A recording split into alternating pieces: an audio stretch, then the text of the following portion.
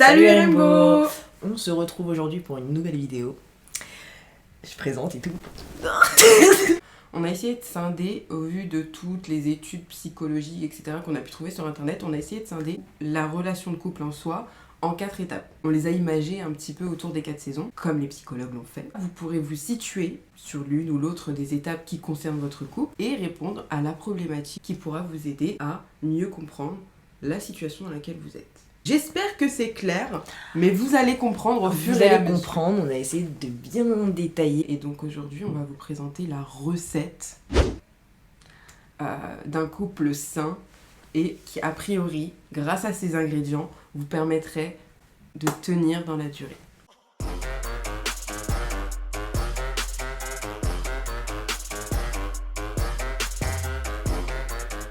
Première étape.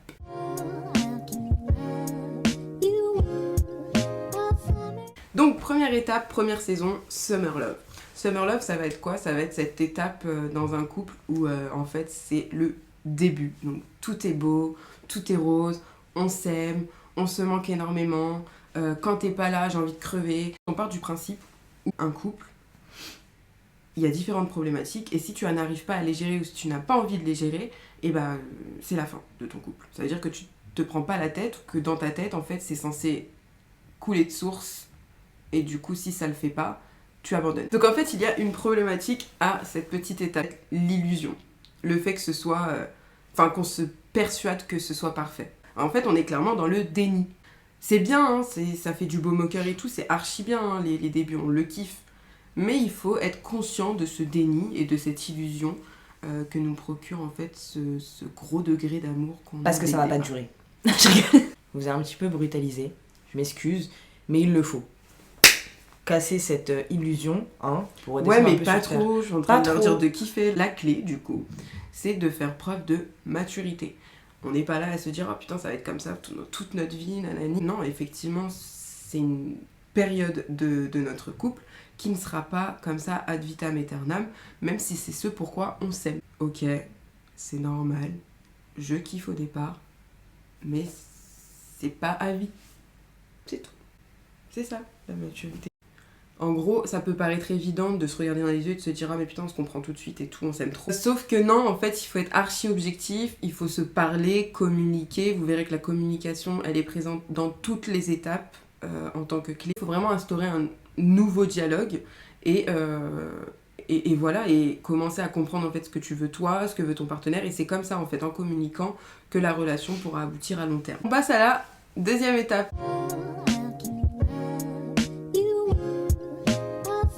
On passe à la deuxième étape. Ça a déjà été dit, ma belle. Ok. Après l'été, le couple doit faire face à l'automne. Donc il fait un petit C'est peu grave plus... drôle. Il arrive qu'il fasse un petit peu plus froid. Que... Mais arrête, je suis sérieuse, putain. Chacun explique avec ses mots. Oui, vas-y. Tu vois. Plus sérieusement, en gros, on va dire que chaque personne dans le couple retrouve, on va dire, son raisonnement. Comment ça s'appelle? Sa personnalité. La complexité de cette phase, ça va être de s'ajuster mutuellement. C'est-à-dire de prendre en compte et de comprendre l'un et l'autre en fait. A priori, ce serait dans cette étape-là, en fait, que tout simplement, il faille faire des concessions. Il faille. Les choses qui vont pas sont liées au fait que vous reprenez chacun votre personnalité et que du coup, il fait tout simplement vous parler, discuter, communiquer et ajuster... vos rythmes. Voilà, faire des concessions. Et que ensuite, chacun comprenne les aspirations de l'autre. Voilà. Et qu'il y ait un accord mutuel, tout simplement. Exactement. Et on passe à la troisième étape.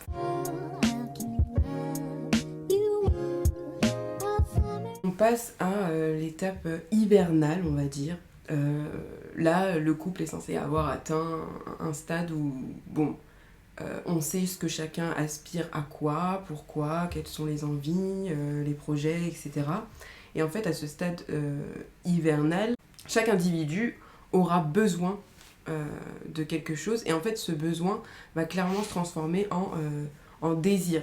J'ai besoin que tu ailles travailler, j'ai besoin que tu me laisses pas seule, j'ai besoin que tu sois là à mes côtés tout le temps, j'ai besoin que tu fasses ci, j'ai besoin que tu fasses ça, bref, plein de choses qu'on va reprocher à la personne sous prétexte qu'elle ne les apporte pas, alors qu'en fait on ne se rend pas compte que c'est juste nous qui en avons besoin.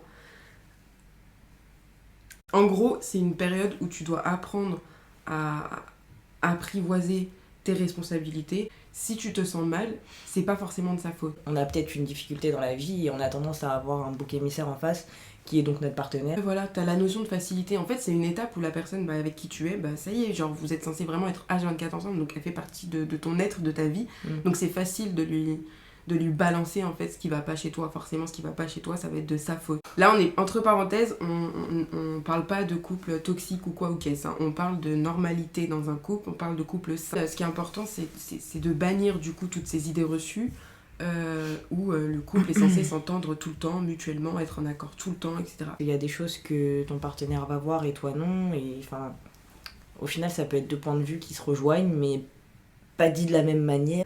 À force de se connaître et vraiment la connaissance de l'autre par cœur, ça aide énormément dans la durée du couple. Vous saurez à quel moment il est temps de supporter l'autre ou vice-versa. Ouais, en gros, tu comprendras plus vite, tu capteras plus vite quand c'est ton moment genre de l'aider ou vice-versa, tu vois. C'est une période où généralement il y a du renouveau. Donc soit vous aménagez ensemble, soit vous avez un enfant. Il y a des gros facteurs qui changent. Voilà, c'est vraiment de cette période-là qu'on parle. C'est une période où il y a des projets en cours, à venir, ou qui n'ont pas abouti. Du coup, c'est une nouvelle épreuve, on va dire, et une étape importante. C'est là que vous allez apprendre à surmonter pour aller mieux en fait dans la durée, tu vois. Surmonter, genre c'est un bon mot je trouve.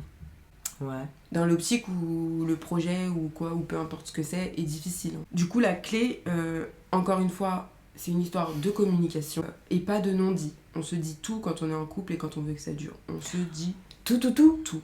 Bah ouais. Ouais, mais il y a des trucs qu'on ne dit pas, genre. Tu m'as pas dit quoi? Si t'as des frustrations, tu les gardes comme ça, tu gangrènes ça. No shame. Ne gangrénez pas. Ne gangrène pas, ouais. Parlez, tu vois. C'est pour ça que je parle encore de la communication. Au final, faut pas que ça vous bloque à en parler, parce que dans la suite, ça peut évoluer, tu vois. Ça peut permettre à l'autre de mieux te comprendre, avec du recul, etc. Même si sur le coup, ça fâche. Et comme je dis souvent, le problème, c'est pas le problème, c'est comment tu gères le problème. Si par exemple moi je veux des enfants, elle en veut pas, je lui dis voilà bébé, j'ai envie d'avoir des enfants, etc. Et qu'elle me dit non, c'est hors de question.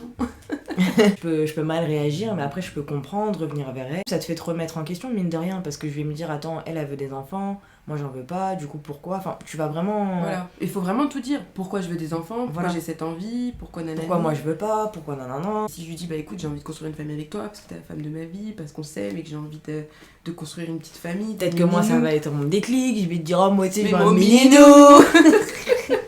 Voilà, donc on passe à la 4e étape.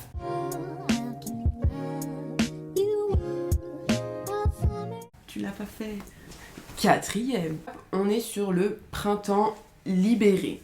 Pourquoi? Parce que c'est censé être une étape où chacun a compris les besoins de l'autre, les frustrations, les peurs, les envies, les projets. Vous êtes censé être en cohérence, en symbiose. En gros, vous avez déjà passé toutes ces étapes un peu reloues.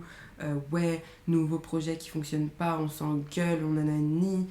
Parfois on peut se séparer, genre, on se déchire. Vous avez un background. Vous connaissez l'un l'autre en profondeur. Vous vous faites confiance. Vous connaissez vos failles, vos défauts, vos qualités. Et vous ne cherchez plus à combler vos propres défauts ou vos propres frustrations par l'autre. On va dire au paroxysme de l'amour pur. C'est aussi une période archi cool où vous, entre guillemets, réapprenez à vous aimer. On kiffe en fait que les bons trucs, que les points positifs. C'est vraiment une deuxième vie dans le sens où vous vous connaissez mieux. Bon là, ok. Un deuxième début. Ouais, un deuxième début. Pas en mode c'est acquis et tout, non, vraiment en mode un deuxième début où vous grandissez ensemble de par, peu importe l'âge, hein, grandissez ensemble de par vos expériences, que ce soit professionnelles, peu importe. Vous êtes capable d'être seul et heureux et à la fois... C'est pour ça que vous aimez être en couple. T'apprécies en fait la compagnie de l'autre et c'est plus un besoin ou une nécessité. Tu l'aimes. Et c'est ça en fait le paroxysme de l'amour. C'est d'aimer quelqu'un sans que ce soit un besoin. Donc la problématique du printemps libéré. Ah oui, c'est vrai qu'il y a une problématique du coup. On a tendance à, comme le Summer Love, se laisser porter un peu et croire que ça peut durer. Il y a toujours des intempéries, tu vois. Là où on est mieux armé que le Summer Love, c'est qu'on a l'habitude à passer ces 4 saisons et on sait que rebelote, tu vois. Et c'est en ça que les 4 saisons, c'est archi intéressant de l'avoir fait comme ça parce qu'en fait, ça revient. Et ça revient constamment. Et en vrai, l'hiver, ça dure 2 mois. C'est dur, c'est froid, mais une fois que c'est passé, ça y est. Le printemps, il peut durer. Après la pluie vient le beau temps, après la neige vient l'amour, tu vois, c'est... Après la neige vient l'amour. Je sais pas, je vais... J'espère que dans ces 4 étapes, vous êtes capable de vous situer plus ou moins vis-à-vis de vos propres situations. Grâce à ces problématiques et à ces clés-là, vous saurez gérer ou vous dire « Ah ok, bon bah là c'est juste je suis dans ça et là c'est juste je suis dans ça ».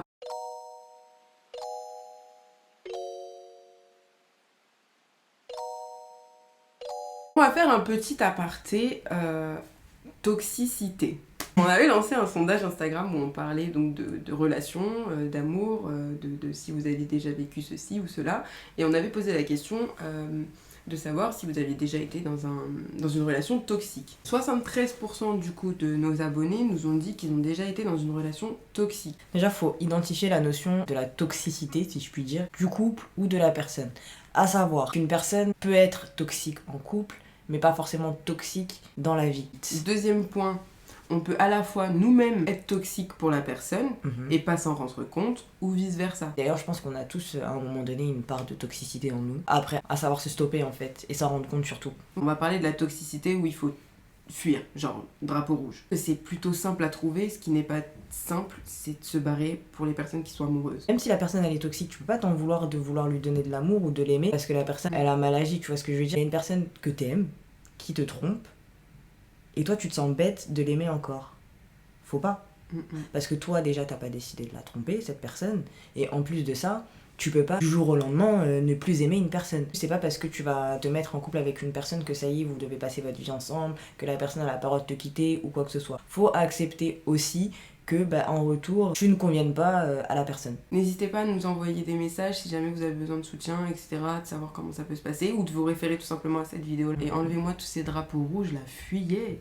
Du coup, on ferme cette parenthèse, on parle pas ici de couples qui peuvent être toxiques les uns pour les autres, on parle vraiment de l'idée d'un couple sain qui marche ou qui marche pas. Un couple sain n'est pas forcément un couple qui fonctionne, ça peut être un couple qui fonctionne pas et qui se met un terme, mais ça reste sain. Du coup, on revient aux choses positives qui sont censées vous aider. On a élaboré du coup cette petite recette. On a mis en avant des ingrédients qui sont censés vous aider à mieux apprivoiser votre couple. Premier ingrédient, la bienveillance. Ça va être le fait tout simplement d'être bienveillant avec votre partenaire. En gros, vous forcez à pas blesser l'autre, quoi. Enfin, oui, c'est ça. Après, c'est clairement une notion de respect. Hein, et Dieu sait que c'est difficile, surtout quand on s'embrouille. Ouais, de ouf. Même nous, hein, on est passé par là. Hein. Quand on s'embrouille, on passe encore par là. On peut être cru et méchante, mais du coup, on sait comment fonctionne l'autre. Et du coup, il y a des mots qui nous atteignent plus que d'autres. En plus, c'est dur parce qu'entre l'amour et la haine, et je suis obligée de le dire, il y a ça. Deuxième ingrédient, c'est la confiance. La confiance, c'est quand même important parce que ça permet d'avoir une certaine sérénité dans le couple. C'est ça qui va permettre au couple d'être périn, c'est ça se dit, d'être périn. À commencer par la confiance en soi. Parce qu'avant d'avoir confiance en quelqu'un, il faut d'abord que tu aies confiance en toi. Parce que sinon, tu peux pas faire confiance à quelqu'un si tu n'as pas confiance en toi. Ça dépend comment tu vois les choses. Moi, par exemple, je fais confiance directe et tu me déçois petit à petit. Elle, il faut... C'est le contraire. Je te fais pas confiance. Ça sert à rien de chercher. Lui montrer. Ouais. Troisième ingrédient, c'est la liberté. La liberté de penser. Tout simplement le fait d'avoir des moments à soi seul. Faire du sport, avoir une activité, enfin peu importe. C'est vraiment ton moment à toi et c'est hyper important. Chacun réagit différemment. Dalila a un petit peu plus de mal avec ce concept. Alors je sais que je suis libre, mais j'ai du mal à faire les choses seule. Et moi des fois j'aime bien faire les choses seule, faire un effort, je vais faire un effort et du coup maintenant c'est moi qui veux être tout le temps avec elle. Et moi je veux plus. Et maintenant elle veut plus. Quatrième ingrédient, la complicité. Le fait de se comprendre en un regard, parce qu'on se connaît par cœur, parce qu'on a vécu tant de choses, parce qu'on a un background. Cette complicité-là, elle est due en fait à votre vie de couple et au travail que vous avez fourni pour en arriver là. Ça vient pas comme ça la complicité. La vraie complicité, hein. On parle pas de on a la même chemise ou quoi que ce soit, hein. Je te parle d'une vraie complicité. Genre. Une vraie complicité. 5e ingrédient, les concessions, les compromis, le fait de faire quelque chose qui ne nous plaît pas forcément, mais dans le but de plaire à l'autre. Dans le but de plaire à l'autre, du refus ce terme. La concession, faut pas le voir comme une obligation et en mode tu baisses ton froc pour une personne, faut pas le voir comme ça. Faut le voir en mode écoute, là c'est pas forcément mon dada genre, mais ça fait plaisir du coup à ma copine. Et j'aime bien, ça apaise le conflit. Faut le voir en mode bénéfique. Oui. Faut pas que ce soit... Mais, mettons des termes crus, il faut enlever son ego et baisser son froc. À un moment donné, mais ça veut pas dire dans l'amour. Ça veut pas dire que ça. Les concessions, ça veut dire que tu prends sur toi pour faire plaisir à l'autre, pour mettre fin à la tension. Et compromis, vous trouvez un arrangement mutuel, un terrain d'entente pour que ça aille mieux. Vous n'êtes pas sur le même piédestal. S'il y a trop de concessions vis-à-vis d'une seule personne, elle va en avoir marre, elle va quitter. Tu vois. Et c'est normal. 6e ingrédient. Le soutien, ça va être tout simplement de soutenir son partenaire dans ses projets, dans ce qu'il a envie de faire, si ça va pas, etc. Ça fait du baume au cœur de voir que la personne que t'aimes est là pour toi, tu vois. Donc on va passer vite à l'autre ingrédient. La passion. Ah, la passion. En fait, c'est ce qu'il faut garder. C'est cette petite flamme qui doit se balader au rythme de toutes les saisons et de toutes les étapes dont on vous a parlé. Parce que si elle se perd, elle peut manquer tout simplement. Faut la maintenir. Faut l'arroser, faut la dépoter, faut lui donner à manger. Enfin, il y a plein de choses à faire, genre il n'y a pas juste à mettre un petit peu d'eau, tu vois. C'est un ingrédient essentiel. Et pour apprivoiser cet ingrédient-là, il y a un autre ingrédient, la nouveauté. Surprise, surprise. Surprise. Évitez d'installer cette petite routine et la passion est là pour ça. Donc, la nouveauté sert à garder cette passion. Donc faites des nouveaux trucs, je sais pas, vous allez pas souvent au cinéma, vous y allez pas du tout parce que vous aimez pas ça, mais finalement allez-y quoi, tu vois. Faites du parc d'attractions, faites du Disneyland, voyagez. Des trucs que vous avez jamais fait ensemble, genre ou que la personne n'a jamais fait. Et la routine aussi, c'est pas forcément péjoratif. Hein. Nous, on a des routines, enfin, il y a des bonnes routines. Il y a des bonnes routines. Justement, pour éviter la mauvaise routine, il faut instaurer les nouveautés, la passion, il faut toujours se séduire constamment. Voilà, on passe à un autre ingrédient. La démonstration d'amour. Ça peut se traduire par plein de choses, notamment le sexe. Hein, oui, le shade. Donc s'aimer, c'est bien. Mais se le montrer, c'est encore mieux. Et chacun aussi a sa manière de montrer. Voilà. Genre, parce que par exemple, moi, j'insiste là-dessus, parce que vas-y, c'est important quand même. Elle va pas me dire je t'aime, mais elle va me faire des bisous, des câlins, des trucs. Non, mais alors pas que ça, genre. Non, mais là, c'est en gros. Okay. Alors que moi, je suis pas trop bisous, mais je serais plus tendance à avouer des trucs, genre à avouer mes sentiments, tu vois. Non, grave. Donc faut apprendre aussi à se lire mutuellement et à se comprendre mutuellement. Caractériser ça par des gestes, se faire des câlins, se faire des bisous, tu vois. Outre les gestes, oui, voilà. Le fait de s'intéresser à l'autre aussi. Et aussi une forme de démonstration de ton amour. Vous en avez besoin, donc montrez la marche à suivre à votre partenaire, tu vois. Tu apprends de l'autre, forcément. On est arrivé donc à notre dernier ingrédient qu'on a jugé important dans la pérennité du couple. Je pense que tu seras d'accord avec moi. On part du principe où oui, l'âme sœur existe, on est âme sœur, très clairement, mais on a travaillé pour ça, dans le sens où on s'est pas laissé directement, tu vois, genre ça marche pas, on a fait des concessions, on a fait des compromis, on s'est montré qu'on s'aimait, on a gardé cette passion, on a fait en sorte qu'il y ait beaucoup de nouveautés dans nos couples, on a des projets communs, enfin on avance à deux. On parle d'une relation saine. D'accord ? Pour vous dire qu'en face de vous, il y a une personne qui vous aime et qui veut votre bien malgré tout. À un moment donné, elle va forcément faire passer ses sentiments avant sa petite personne pour vous comprendre et vous aider. Si vous avez des gênances, si vous avez des fantasmes avec votre partenaire, parlez-en en fait. C'est super important. Du coup, on vous fait des gros bisous. On espère que ça peut vous aider ou en tout cas vous montrer un petit peu la marche à suivre. On vous fait des gros bisous. Salut les rainbows. Chacun sur soi... chacun... J'ai aussi dit moitié.